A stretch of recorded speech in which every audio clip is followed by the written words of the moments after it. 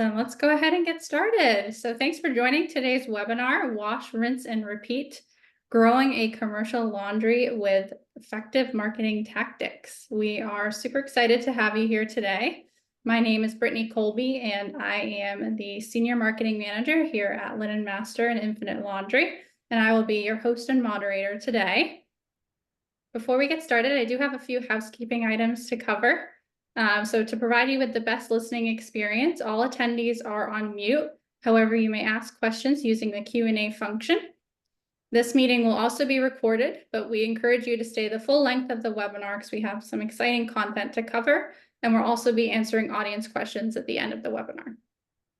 So let's introduce our speaker today. We have Steve Cooker, who is a seasoned marketing professional with extensive experience in digital marketing within the commercial laundry industry. Steve is skilled in crafting social media strategies, enhancing brand awareness, lead generation tactics, and driving sales and customer acquisition strategies. In his day-to-day, Steve leverages his expertise to help Infinite Laundry clients attract and retain customers. He resides in Boynton Beach, Florida, with his wife and 2 adorable children. So with that, I'm going to kick it over to Steve to kick us off. Thank you, Brittany, and thank you everybody in attendance. I will get right into it. I have a lot to cover in this amount of time here.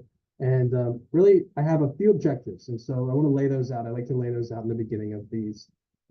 What I would like to get out of this. I know you're spending your time with us here today, and I'd like you to get some insight into the current industry marketing trends. I want you to really get something of value out of this stuff. That's the main thing. I want you to discover a new idea that you can take from this presentation and quickly implement. That's my number one goal. But overall, what we're going to be doing is looking at some current marketing trends. We're going to be looking at how AI has impacted what we do in marketing recently, and also in the years to come, how we think things might be changing. We're also going to be taking a look at all of these different marketing tools that can be used, why we use them, which ones we use, and also how they work together. That's a big part of this, is understanding how these different tools that seem a lot different in their objectives can come together for a holistic marketing approach. So marketing overall has come a long way. We've been going through decades of changes in marketing, starting all the way back in the pre-industrial age, where we're just relying on word of mouth. And then we move into printed advertisements.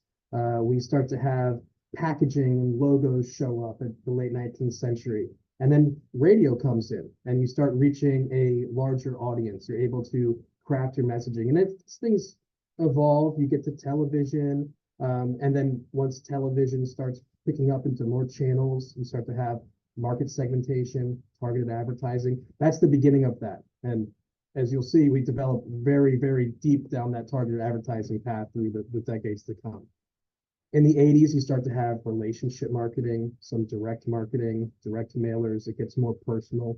And then we switch over to some email marketing and the rise of social media, mobile marketing in the more recent times. And in present, data analytics becomes absolutely crucial, because as we go into COVID, we kind of launch into this digital first marketing strategy with the beginning of the seeds of AI and AR and VR coming into it. But all of it is still this path down further and further segmentation, getting to know who you're speaking to. When the message resonates with somebody, and we'll talk about it here, in marketing, right message, right audience, right time. All of this is getting better and better and better at that same type of concept. So really what we're focusing on, though, is the explosion of digital marketing in the more recent times over the past 40 years or so. So this actually starts all the way back in the 80s, just at the beginning of storing digital data. We didn't really start advertising digitally yet, but keeping that data is the foundation of being able to find those people later on. So search engines, websites start coming out in the early 90s, where they have web crawlers, ways to index things, and it's pretty basic compared to how things are now. And then banner ads start to roll out, clickable ads. The information starts getting indexed, and then the .com boom comes. The digital marketing starts happening in the 2000s. 2005, 2010, around that era is the rise of social media.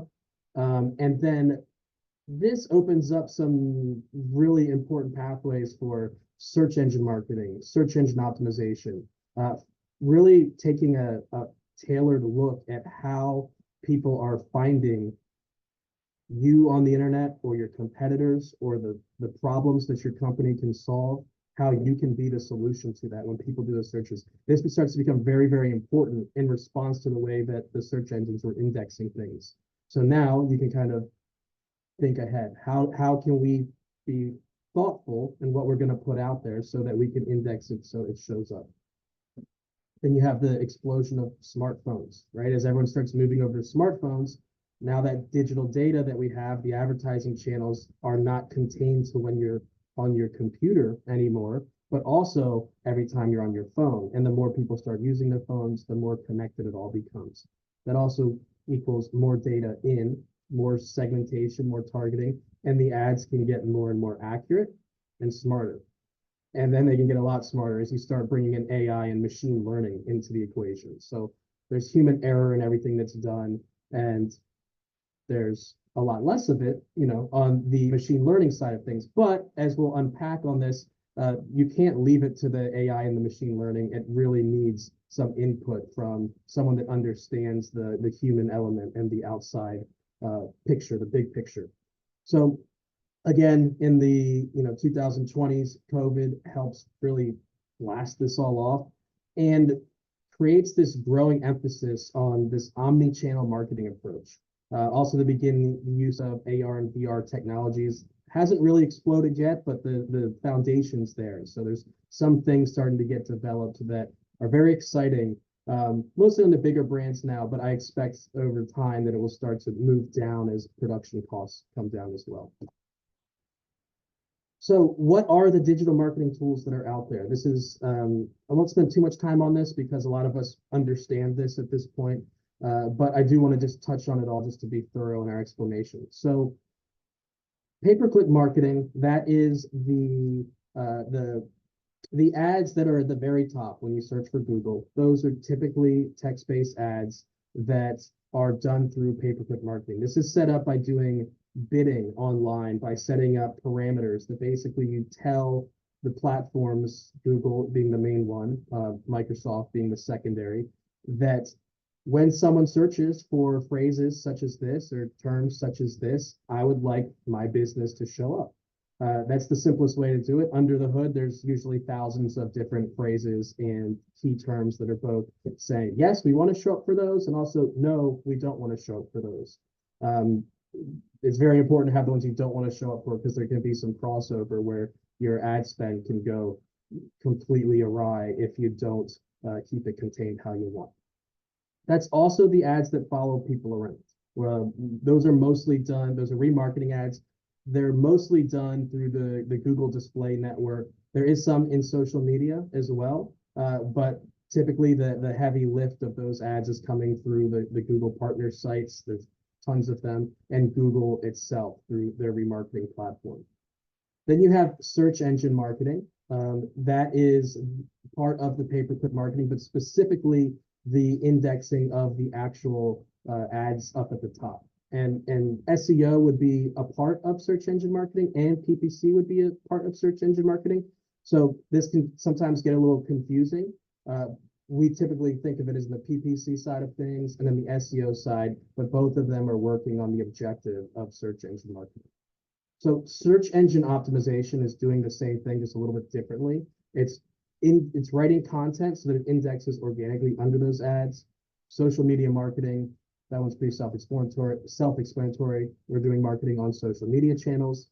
We'll unpack it a bit later, but we're focusing more on brand awareness than lead gen there.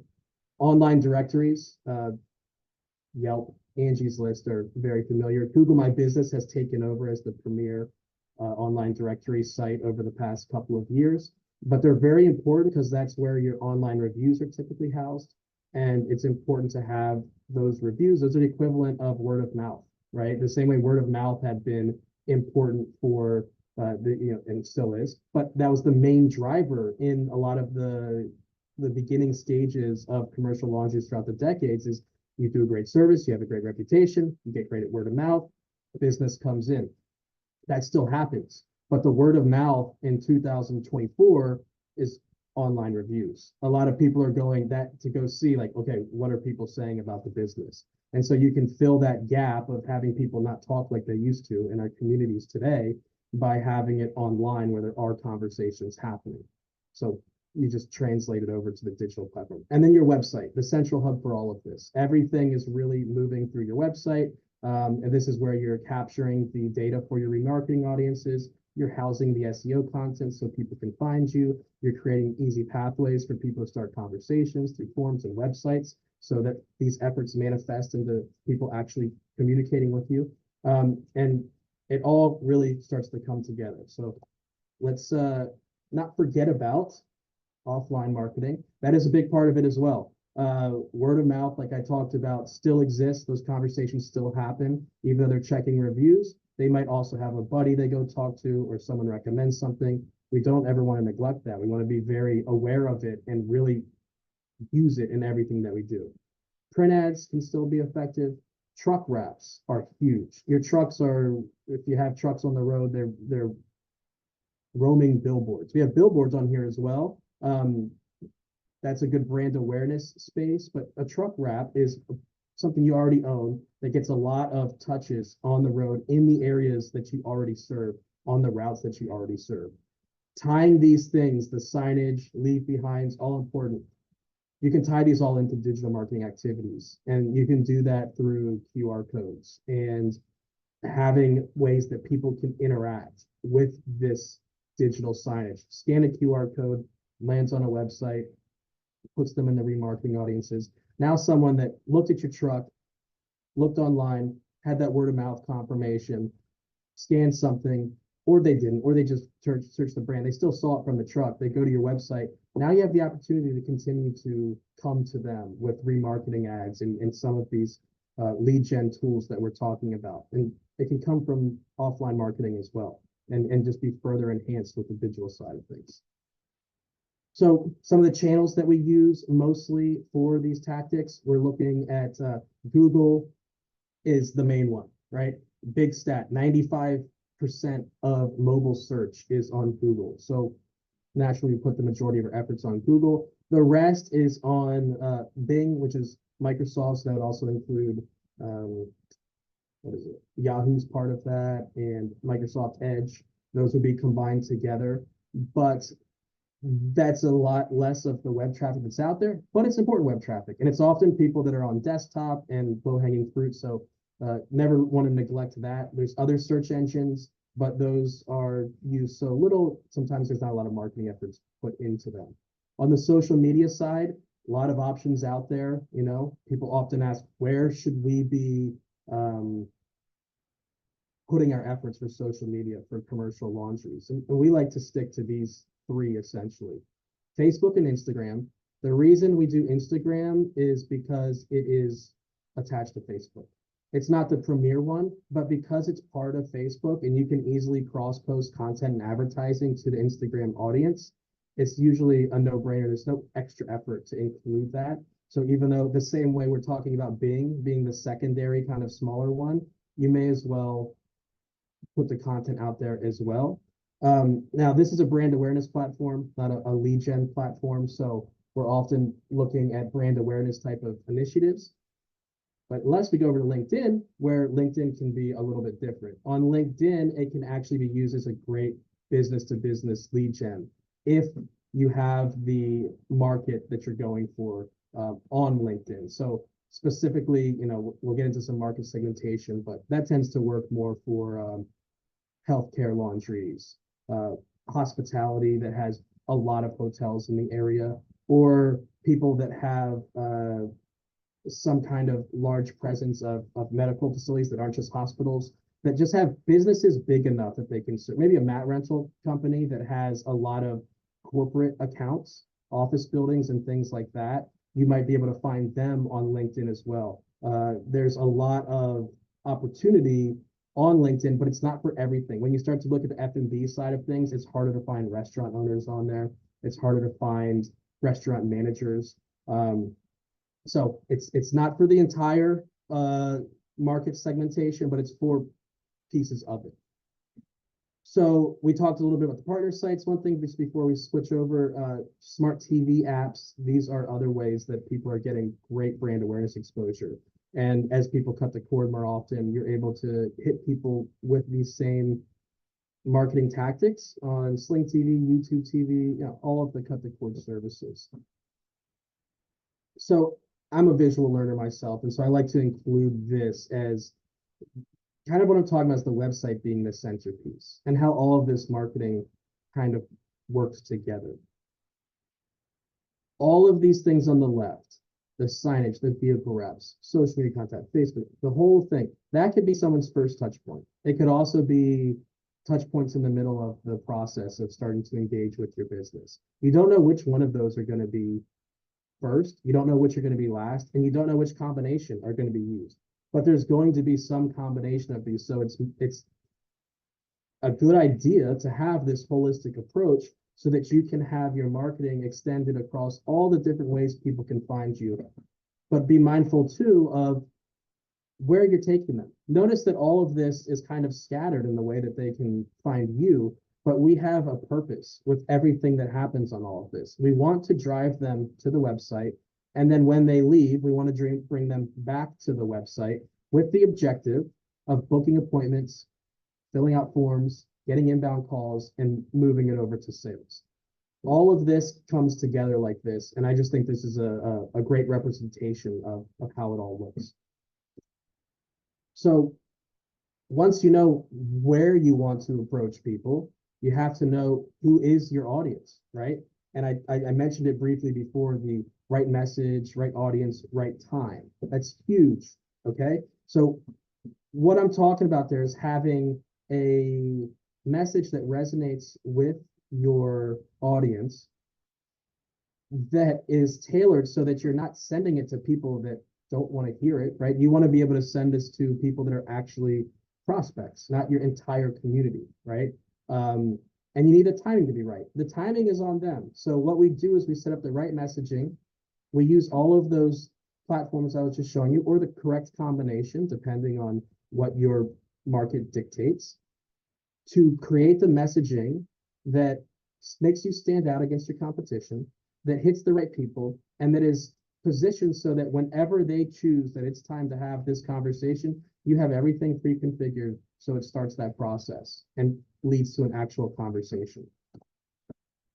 So the audience, who are they, right? I want to think in their mindset for a minute. As marketers, we're often doing just that, thinking, what does this other person that I want to take a look at what I'm trying to put out there think? Like, why would they want to take their time to look at this? So let's think of the viewpoint of a prospect with a national provider. They could be upset about bad service, leads to how do they learn about you? They might not understand there's a problem in the first place. How can you make them aware of that? They could be looking for something a national doesn't provide, something that's local to them, something that's special, something that's different. There's lots of things that they could be thinking that can be an opportunity to move them over if you're an independent. So what about other independents? You have other independents in your market in some places. What could they be thinking? They might be upset with a customer service issue and looking at other options. And you don't know when that's going to be. So again, you have the right message, the right audience. You don't know when that time is. So at any minute, your competition can really drop the ball, mess up that account. They hit the internet searching. That's your time where you can move them over. If you have everything set up, you get your opportunity. If you don't, they might just go and find someone else that they can see, but they're going and searching in those moments. They might be looking for something that their current service doesn't provide. Maybe the business needs change and they've grown their business and now they need, a bigger order that can't be fulfilled, or a different type of rental service or COG product that your competition doesn't have the equipment for. Now it's time for them to start shopping, right? And there could be an opportunity then. Again, how do you get them to look at you as an option? Non-programmers, what are they thinking? Sometimes they don't even know there is an independent option. I'm going to talk about Cintas and brand awareness and how they do a great job at capturing all these programmers before independents even get a shot to talk to them. But they don't even know about independents often. They also don't understand the problems that typically occur. They don't understand the cost. They don't understand the price. They don't understand the service problems that might come. They don't understand the long-term contracts. They don't understand the renewals. There's places where you can come in and be the expert and educate them and be the savior they need in this search because they just don't know what's happening. So again, right message, right audience, right time. How do we adapt that for the audience? You have to understand the audience, their pain points. That's going to be different for everybody on this call. We all have different, even though we have similar goals and similar businesses and similar strategies, this is where it gets specific. This is when, when we're working on accounts across the board at Infinite Laundry, there's a lot of similarities, but every single customer that we touch has different problems and different things that we need to solve, different pain points in their market and different things they provide. This is what a big portion in the beginning of developing a marketing strategy entails, is understanding the preferences and pain points of your audience. And then how do they like to be talked to? Language, tone, is it formal? Is it informal? Just be mindful of these type of things because they do equal more conversions, more leads in the end. And then how do you leverage the relevant channels and formats? Once you know who the audience is, which channels, which places are they on, right? Notice we didn't put TikTok on social media. We don't think that a lot of commercial laundry prospects are going on TikTok and we don't want to do anything on it. It's a wasted effort. So we go to the places where your audience is because we want to make sure that they find you. This is big. Different messages for market segments, right? If you have a mixed plant, I'm going to use this to make an easy example, but if you have a mixed plant and you're putting out a blanket statement, we do linen rental, right? There could be opportunity to get better messaging to the different segments of your market. Stuff that resonates specifically with F&B, specifically with hoteliers, specifically with the medical community. You want to have the messaging resonate with those people. And sometimes when you have a mixed plant, you can hit all at once, right? Make sure all portions are taken care of. But you either want to segment or be mindful in the total effort of every segment that's in your marketing channel. Because if they don't think that you're supposed to be talking to them, they're not going to continue to hear what you have to say. So that's, again, part of the right message, right audience, right time. So let's take a look at some marketing trends in the industry. What do we see? What are people doing? So the nationals, essentially, they have entire marketing teams full of specialists. They're using pay-per-click marketing, SEO, social media marketing, email, directory optimization, video production, print advertising, pretty much everything that we just went over. They're using all of it, and they have really good teams so that they can be effective, efficient, and do this at scale. So what about independents?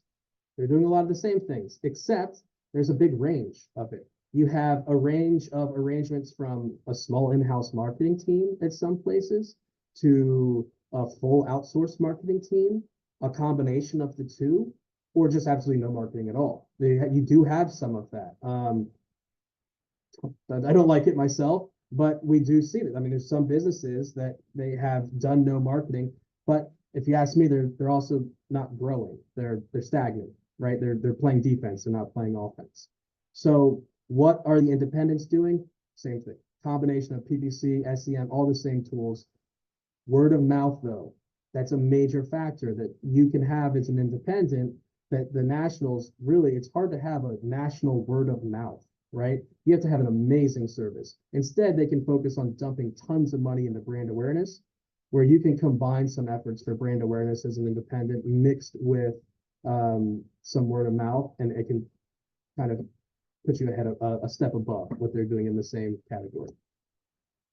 Now, I'm going to put in laundromats in here, and there might be some on the call that are interested in commercial marketing or commercial accounts and how to do marketing to get those. And there's some opportunities there. But there's also some mixing up in the PPC going on because of that. So I don't think that the smaller laundromats going after the commercial accounts, they're not capable of doing the same type of rental accounts in most instances. But they are capable of convincing somebody to go to COG. And they're very capable of competing for those commercial accounts. So as more and more of these smaller laundromats entering into the commercial space start to enter into it and advertise, at a minimum, it's going to drive the ad spend costs up and make the landscape more competitive, more expensive leads. So something to be very mindful of, but also in how you can craft your messaging to angle against it. Or if you happen to be one of these, the vice versa, right? Making the messaging personal to the audience to understand the problem that they're trying to solve. So I'm going to touch on this briefly. I don't want to spend a ton of time on it, but it gives a good example of how bidding can get a little wild, right? Over the past couple of years now, there's been a bidding war for uniform leads, maybe a year and a half, more accurate. A bidding war for uniform leads going on by the Nationals. We saw PPC costs just start to go up and up and up, at one point exceeding $400 for a conversion in some instances. That is a lot of money to pay for a uniform lead. And it's not something that every independents want to go toe to toe and compete with. So the reason I bring this up is just to show it's not happening across the board, but the capability of any player, an independent in your market, the national, anybody, someone outside of industry that happens to cross over in the searches can drive up ad costs. And you have to be monitoring it, prepared, and have a plan, a robust strategy. And they have these really big domain authorities that really make it hard. I'm going to talk about that in a second, to give them a significant edge in SEO.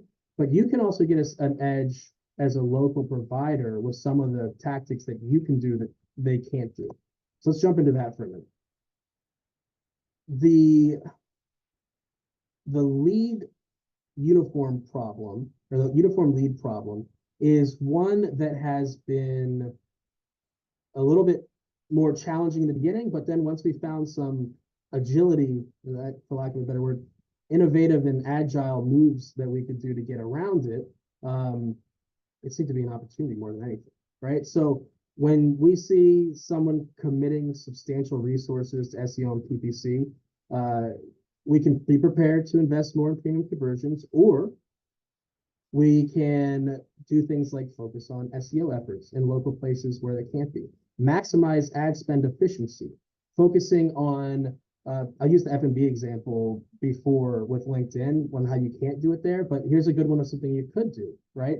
You, instead of spending your ad spend 24/7 to go after restaurants, you could do it so that you get them during the times when they're busy. Do you think a restaurant manager is going to be receptive to ads during the lunch rush? Probably not. During the dinner rush? Probably not. But they're going to be very, very receptive when it comes to those hours in between. So the afternoon hours, the late night hours, right? Bid up or completely remove the bidding during those times, right? You can have all kinds of different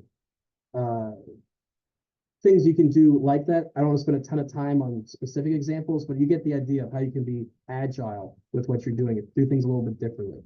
So will this play out in additional markets as well?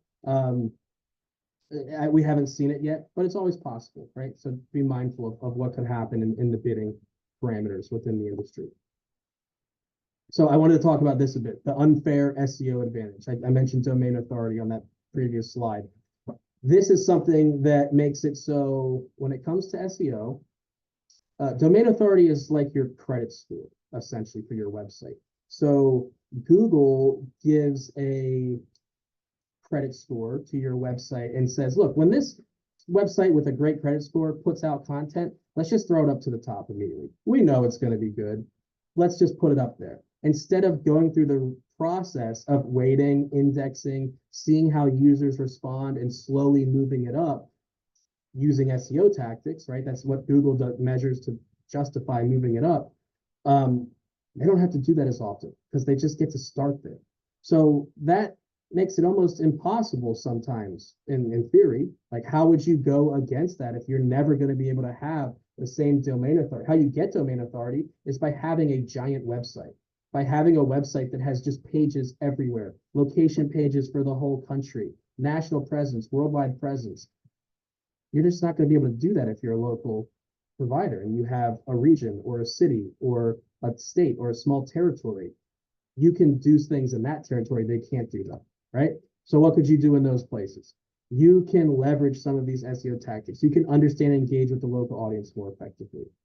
You know your community. The small team working on the national SEO presence, they're sitting in one city somewhere and they're writing for the whole place and they don't know all of it, right? They're also not going and figuring it out. So if you're working with an outside marketing agency or you have a team of internal people, yeah, you're also sitting in one place, or you might have a vendor that's remote, but they're still going to be thinking of that exact place when they're writing content, right? That's what's, you don't have to be in the place, you have to be thinking of that exact place. They're writing for so many places, it's going to be all over the place. I'm using place slot there, but I'll move on. Building strong local backlinks and community engagement, that's something that you can do locally that wouldn't be able to be done in other places the same way, right? And then creating high quality evergreen content. I'm going to talk a little bit more about the evergreen content here because it's very important. So what is evergreen content? It's writing educational content that comes from an authoritative source. So that's what Google wants going forward. They've seen this domain authority problem and they're responding to it a little bit. It seems to be a little unfair that you can rig the system just by having a bigger bank, essentially. So in response, and also to protect the user experience a bit and to bleed into some of the AI efforts, it's complicated, that they rolled out this initiative for evergreen content. So what that is solving problems. It's being the expert in your market. It's talking about the things that you talk about in sales, but it's putting them into a written form in digestible ways that can be indexed and found so that when someone's searching on the internet, yeah, they might see a PPC ad, but they also might see some of this evergreen content, which are SEO pages essentially. So it enhances your domain authority and credibility. When you get good results from this, that's how you improve your credit score. And then as you improve your credit score, Google will reward you by putting your pages higher up as soon as you publish them. It's kind of like a snowballing compounding effect. It's cost effective and time efficient too, because when you try to make like a quick one hitter SEO page, that's what you get. You spend a lot of time for a quick, small effort. When you do it this way and you create something that's meaningful and lasts a long time, when the audience is out there and they select the time again, they're able to see this in their timing because you already put it out there and waited for them to come find it. So what advantages do the nationals have, right? We talked about the wider reach and exposure, the greater resources, the stronger brand identity, enhanced marketing and advertising capabilities. They have larger budgets, right? The bigger bank. You have these advantages: the agile, the niche targeting, personalized and community-focused engagement. You can, that's something to really, I want to emphasize on that. I know I was talking about before, but I just want to emphasize it. But this one I love: authenticity and unique brand stories. That's where you can really, really separate. And it ties into direct customer relationships, the word of mouth. How do you create these brand stories to push the word of mouth out into your community? And how do you do it authentically? Because you care. You care about your customers. I know it when I talk to all of these businesses, people really, really care. And that's what's important. And that conversation is had verbally, it's had in person, it's how you close deals, it's how you bring people over. But how do you put that authenticity into your digital marketing? How do you translate that into the messaging that people are seeing? So it's not canned. So it's not just some sales jargon, but it's something that has an emotional connection that solves a problem and it makes them want to give you a shot. If you can have all those things together, that's how you get every opportunity in your market. Now, we're talking a lot about lead gen. I want to talk about brand awareness for just a second here. And I mentioned Cintas earlier, right? Cintas spends a ton on brand awareness. The reason Cintas does a ton of brand awareness is that they want everyone to know who they are. So when I started in this industry, people didn't really know what I was doing. They knew I did marketing, right? And they knew that I was going into something different. When I told them I started working at Infinite Laundry, questions. What is that? Well, we do marketing for commercial laundries around the country. Right. What's a commercial laundry? Look, in the industry, we have a lot of people that are born into this. It's in your families. We all live commercial laundries. I've heard a great moniker up in the Northwest. Someone goes by "Suds in the Blood," and I love that. But when you leave the industry, the general public really doesn't seem to know that this even exists. They don't think about where their hotel sheets get washed. They don't think about what happens to the medical gown after I wear it. And if they do think about it, I know I did. I just assumed it was done in house somewhere. I didn't give much thought to it, right? And then it's a huge problem that needs to be solved. So when you explain to people, yeah, I work in commercial laundry. What's that? Have you ever seen like at restaurants a truck leaving with a bunch of it's got like napkins and chef coats and all that type of and all the different things you need, aprons. You've seen it at the hotel, Do you know they don't do all their laundry sometimes? Or do you think hospitals do laundry? They don't do it sometimes. Oh yeah, no, you know what? Like Cintas. Yeah, I know that's what they say almost every time. That's because Cintas invests tens of millions of dollars. I don't know. I don't know if it's tens of millions, but millions. They invest a lot of money into brand awareness on an annual basis to make sure that that happens. That's how they're getting the non-programmers. Somebody who doesn't even know that they need anything, maybe they're starting a new business, they're new in whatever role they're in, and they're now the decision maker on what they're going to do for linen rental offerings. They might not go do a search. They might just think, oh, I need to do that. Oh, like Cintas, done deal, right? So when focusing on brand awareness instead of only lead gen, it's part of lead gen, but it's big because if you have brand awareness in your community in the same effort, you don't have to spend millions of dollars. You don't have to spend a lot of money. Display ads are pretty cheap compared to lead gen ads. You can spend a little bit of money to make sure that people know that you're there. And this is where social is good. Social ads are a lot cheaper than the lead gen stuff on Google, right? This is why it's good to have a social presence and make sure people are actually seeing it, and then mix it in with some targeted advertising to the community as a whole and the people interacting with your brand. But the goal is to have everybody in your community say the same thing. When they have to figure out what is commercial laundry, they should have your name in their mouths, not Cintas. But that's just how it could be done is through brand awareness campaigns. And that's another extension of word of mouth, right? So there's lots of reasons why it matters. There's lots of different places you can get it. You can get out LinkedIn, industry specific platforms, trade shows, industry events. You can use all these different tools. There's a lot of ways to do it, right? Content marketing, thought leadership. You don't have to do all of these. I'm putting a lot of options out there, right? There's ways to do brand awareness, but what I want people to understand is that it's important and for a reason, and that you should be mindful of that and not just the lead gen. So let's get into some fun stuff for a bit. Let's talk about the impact of AI. I know everyone is very curious because I get asked questions all the time. And one of them is pretty funny. It's like, hey, do we really need marketing anymore? We've got ChatGPT now. Yeah, okay. That's not going to work out so well, but I'm going to unpack the whole of this right here. So what is the impact of AI on the different types of things we do in marketing? So let's start with design. The thing that's most curious to me and kind of amazing is the evolvement of our predictions of what was going to happen with AI. I've been following this stuff for a long time. Out of curiosity, and just the technical side of it is relevant to everything that I do. So the idea was that this was going to start replacing technical things and creative things last. It's doing the opposite. It's going after creative stuff right off the bat, which is just kind of mind-blowing to me. But it's very far from perfect, right?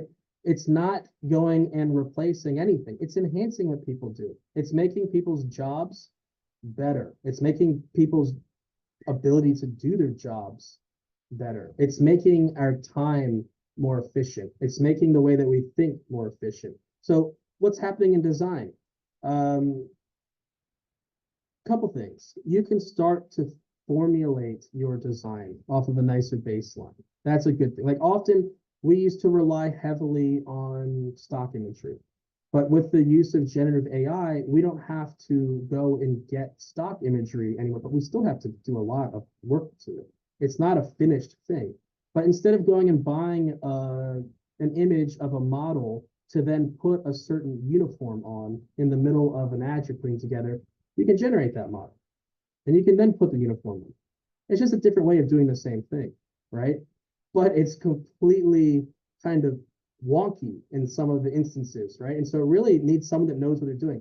If anyone, if I'm not a graphic designer, I have basic graphic design skills. I can do a little bit of damage, but if I go on there and I start trying to use an AI tool to build my perfect vision, I'm just not going to be able to do it because I don't know the processes that the graphic designer knows to keep the system in check and to get their vision out of that AI system. The layman is going to be really subjective to what AI wants to do, which might be completely random, such as there's a funny picture we're sharing around where they asked for the guy to be holding up a mop. We want a guy. He's like a guy with a mop in a janitorial outfit in a hospital, but instead of the mop being on the mop itself, his hair turned into like mop, like it's like mop dreadlocks. It was odd, right? And then no, do that again. The mop is like upside down, or it's just there's just little things they're always off. Or we had a funny one that was being shared with a guy had a hot dog for a hand, like it was an actual hot dog instead of his hand, he had a hot dog. So you have to still be able to manipulate these things and change them a bit. So it's great for predictive analysis and design trends, automating parts of the design processes, increasing efficiencies, but it's not replacing anything. It's making things better. That's what's happening. In PPC, there's things happening as well. There's things under the hood, optimizing bidding strategies, things that machine learning can do that humans can't. I talked about that early on, right? What is the difference with the machine learning aspect? It needs the human element. If you let this thing go awry, it doesn't know a commercial laundry. It's learning too. These systems are new. It doesn't know the differences. So if you just unleash an AI system into PPC, it's probably going to go push into residential dry cleaning a ton. It's probably going to find into random business services. It's going to reach very, very broad right now and correct over time. But if you have the human element on top of it, also adding into that, you can correct quickly. You can say, no, don't go that direction. Don't go that direction, and improve the parts that you already know. Hey, I was going to go investigate this audience that we created manually. It was going to take me hours to do it. AI might be able to peruse through the hours and spit out a report that expert can now go through, save the time, create efficiencies, and then spend that same time on optimizing the campaign in better ways, in more efficient ways. So it's making everything get better. It's doing automated A and B split testing in real time. That was something that over the past couple of decades has been a manual process. You stand up a campaign, you run it, you stand up another campaign, you compete it, you keep the winner, you stand up another one. You just keep doing the same thing. So you're constantly improving. It's doing that in real time. So you can feed it a bunch of things for the A/B split testing and have it happen faster, accelerating the process, accelerating the time period to get to ads that convert, which means less money spent overall in the big picture. SEO is a big one. The same way, saving time, helping to formulate the content. It still needs some hand-holding, but it can help build an outline. It can help optimize content. It can help doing some keyword analysis. Again, same concept as PPC, but it's just increasing our efficiencies and how we're able to do all of this. Social media marketing. This one's big. You're starting to see things change in customization. Now, it's not affecting our industry so much, but I've seen it on the other end, just as a person being advertised to. My mind started going a little wild with this after my second child was born not too long ago. Brittany mentioned how I have 2 kids. My daughter's about 4 months now, and within weeks of her being born, we hadn't announced her name anywhere. My wife was actually unsure if we wanted to keep this name. We were debating about it, and we wanted to make sure that we were really sure before we announced it anywhere outside of our really close family. And I got an ad on Facebook for my daughter's, it's like a gown with her name on it. And it just blew I'm like, how is this even happening? And it's splintering down all the way to the specific audience using all kinds of different tools to then get really, really specific down to your newborn daughter's name, right? A little bit creepy. I didn't like that one too much, but I'm just trying to show the extent of how well these systems can start to know the user. And that's just the beginning. So I'm pointing that to see like what could the future look like and how specific you can get with your messaging on social media. It's probably going to get very, very specific to the user as we go forward. And then this is big, the impact of generative AI in search results, right? It's pulling from evergreen content. If you look on Google and you're opted, I don't know if it's across the whole board now. I'm opted into the beta test, but when I do Google searches, the first thing that comes up now is a generative AI response before any ads. It's the very top thing. So now it's not ads organic, it's generative AI ads organic.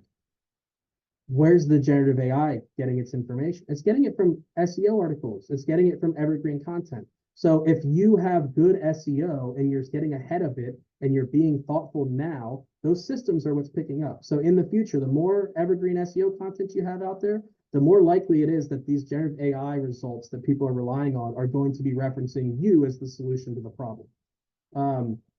It's rudimentary, so a lot will change over time, but I've noticed that's the main connection that I can see there. So understanding that generative AI is part of the search results and understanding how to, just like in the 90s and 2000s, we had to index all of our information so that it could be found. This is the same idea, getting ahead of the AI systems with evergreen content and the things that they're looking for so that when people go to search, same thing. They get you as the solution to their problems. The impact on data analytics and predictive analysis, I mean, that can kind of go unsaid, right?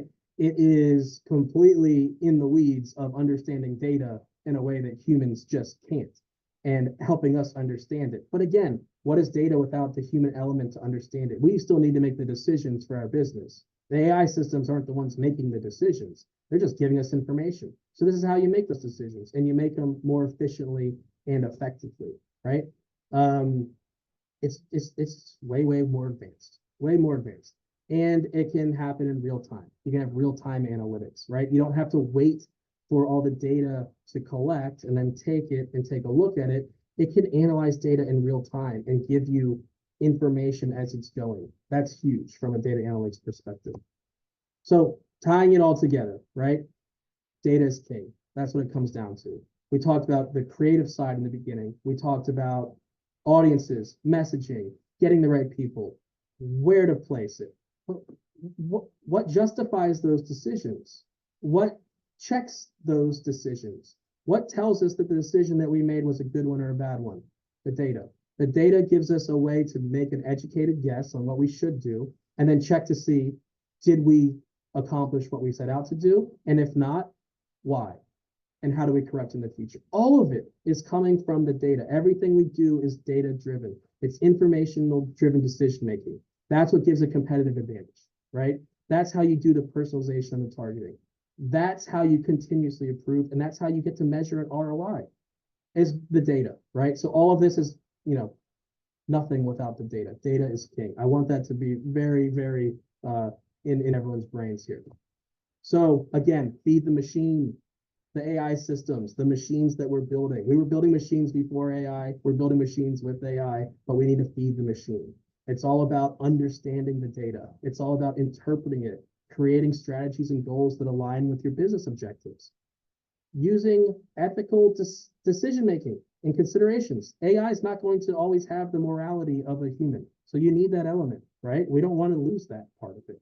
That's the sci-fi scary stuff, right? This is the part that you need the human element. You need to understand, but the adapting and the learning, that's a dual process, right? You can learn as the human element, the AI is learning, and you can learn together to be more effective with what you do. So I just want to wrap this up with a fun little story that kind of brings this all together. And it's a example. I actually just had this is my wife right here. And she's very, very excited because this is one of those stories I'll tell you the end before. You'll see that she's very excited because we lost that wedding ring the day before.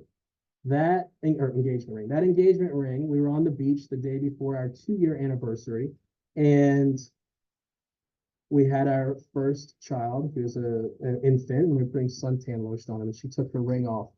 And didn't think about it, putting suntan lotion on. The next day, as we're getting ready to go out for the day to celebrate her 2-year anniversary, she realizes she doesn't have a ring. And the last place she remembers having it was on the beach. Gone, right? That's bad news. Luckily, we had met friends the day before and we had GPS coordinates that they sent us. So, you know, by the grace of God, I've got GPS coordinates to at least give me somewhere to go to have some hope. You know what? I've got this.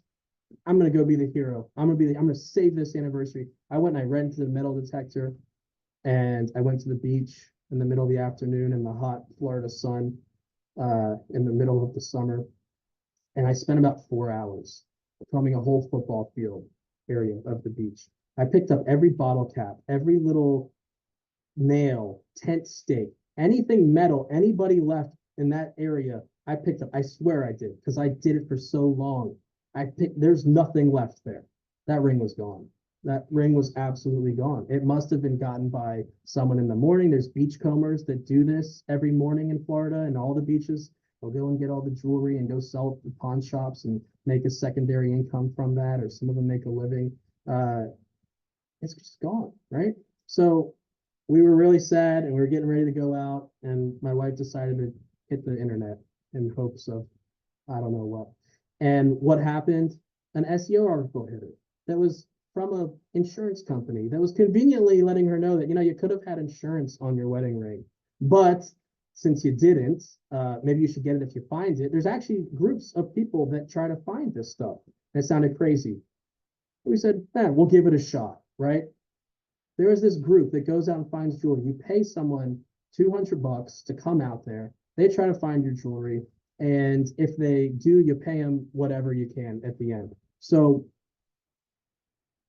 long story short, we had given up. We didn't even stay at the beach with this guy. We said, here's your $200. Good luck. I spent 5 hours, 4 hours, whatever out here today. You're not going to find it.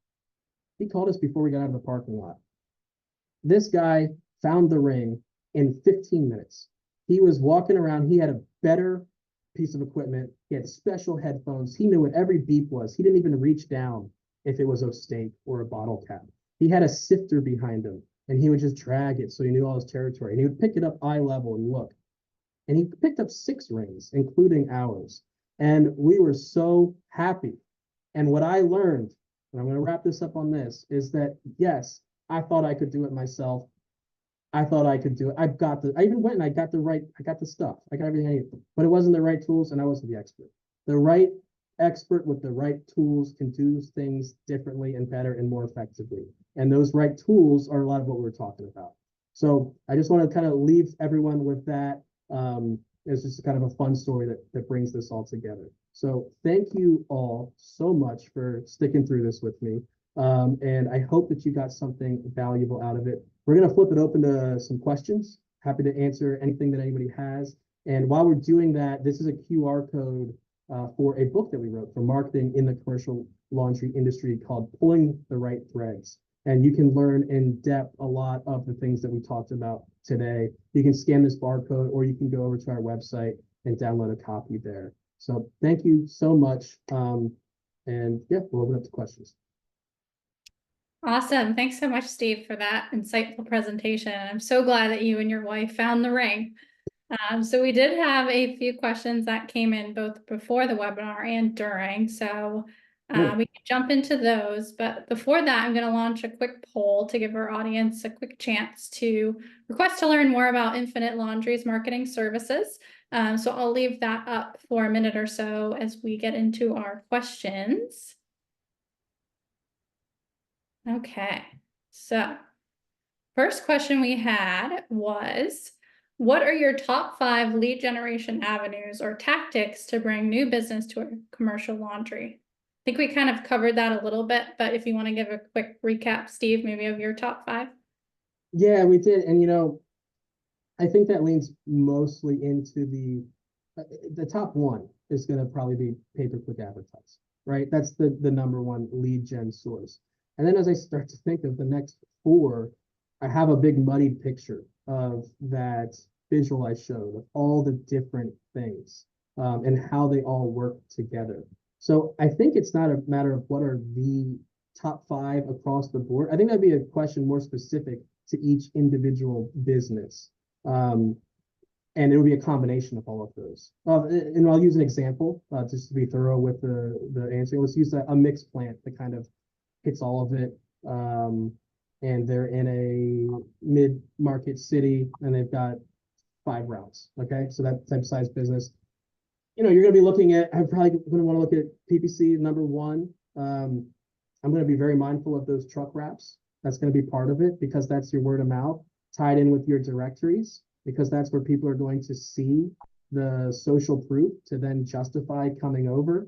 Now, these aren't going to be like direct lead gen platforms, but they're going to be high impact lead gen marketing channels.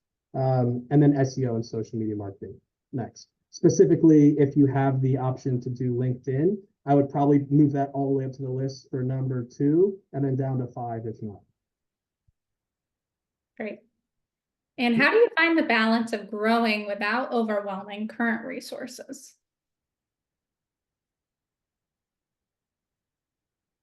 So I like to, for any business, including commercial laundries, to create this balance, which is certainly needed. All businesses go through ebbs and flows in growth mode and times when it's time to really scale and times where it's time to really service, right? I tend to like to use a floating fixed percentage of revenue for marketing. And that can change. It depends on what your margins are. It depends what industry you're in. But by having a business to consumer is typically a lot higher than business to business. And then depending on what your service is in business to consumer, it can be very high, right? An example is, like your local plumbers and electricians and companies like that. They're completely reliant on spending advertising money to keep the lights on. So I would have a fixed percentage where you have a high marker, maybe a single digit percentage in the high for when you're trying to grow, and then a lower percentage for when it's not time to grow. And that way you're always working on your marketing in some sense, right? You're not completely losing it, but you're also creating the healthy room in your margins to reinvest those marketing dollars into other things you need after you've achieved your marketing goals.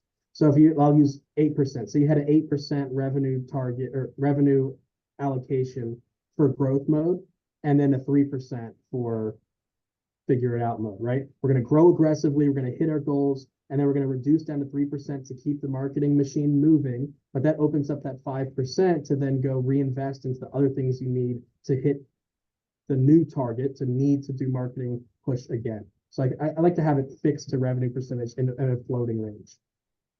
Definitely. Awesome. Steven's asking, assuming you have $100 for advertising budget per month, what % of it would you dedicate to PPC, social versus other marketing channels?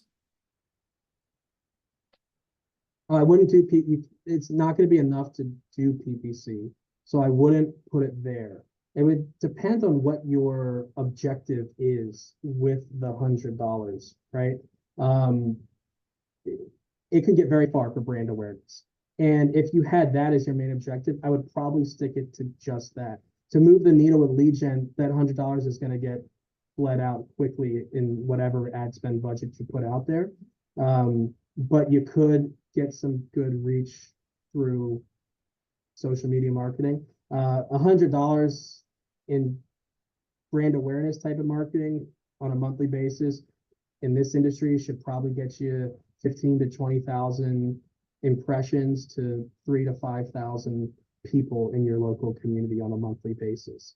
Now, if you don't have all the other stuff going with it, though, you're gonna have lots of boots on the ground marketing efforts and other things to go with it. Otherwise, it'll be for naught. But if you added a little bit of that in everything that you're doing as well, that could have some brand awareness impact.